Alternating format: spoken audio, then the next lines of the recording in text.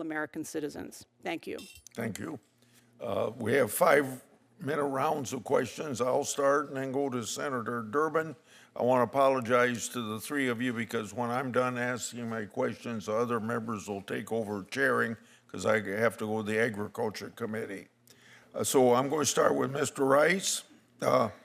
You were being a Marine in the a major in the Marines and your service in Afghanistan. How do you think your military service has informed your legal career, and what lessons will you take from the Marine Corps to your role as at DOJ? Well, thank you for that question, Chairman Grassley.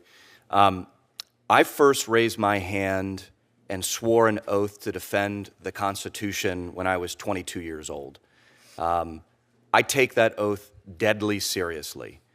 That not only structures my philosophy of how I would approach my job at the Justice Department, but that commitment also shapes how I work and how I execute that mission, with integrity, with excellence, with high standards, morals, and treating everybody with dignity the way that they deserve to be treated. And so not only do I bring a commitment to the U.S. Constitution, but I also bring a way of acting that I think adheres to the best that our nation has to offer. Yeah. Mr. Sowers, you clerked for Justice Scalia, a famous champion of interpreting doctrine of originalism, and throughout his career promoting the concept of federalism.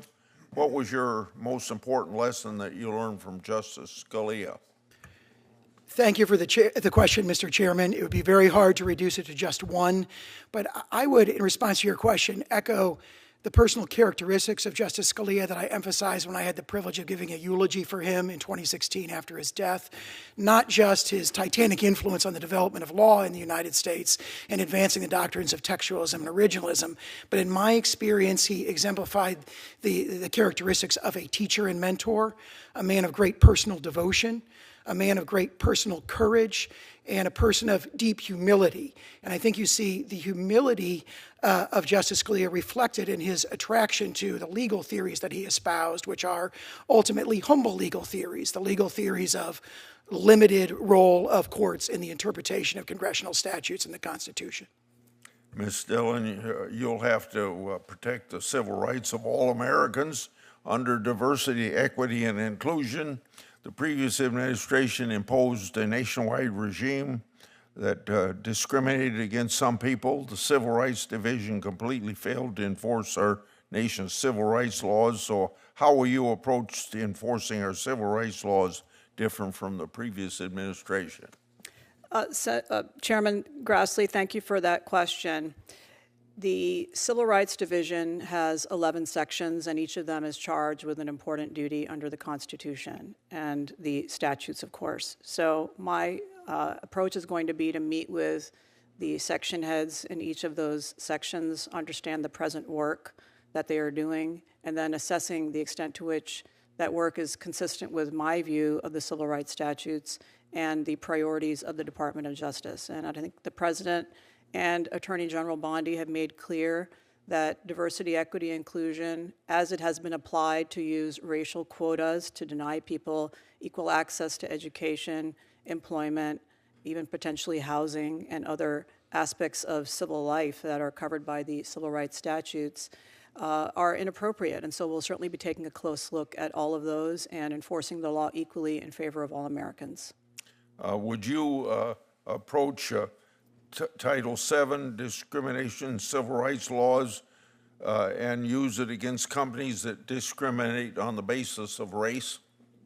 Senator, if the facts support such a prosecution or a civil litigation, I certainly would do that. It is inappropriate in my view, and I think Title VII's language is clear that racial discrimination is inappropriate in hiring. And so that is certainly a priority that I would undertake and one that I've undertaken in private practice as well.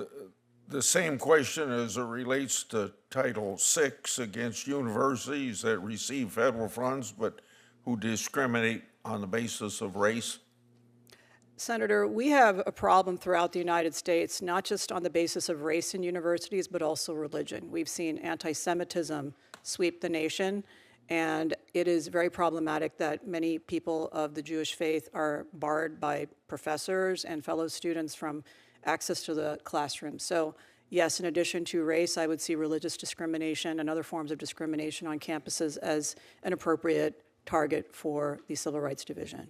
Thanks to all three of you. Senator Durbin. Thanks, Mr.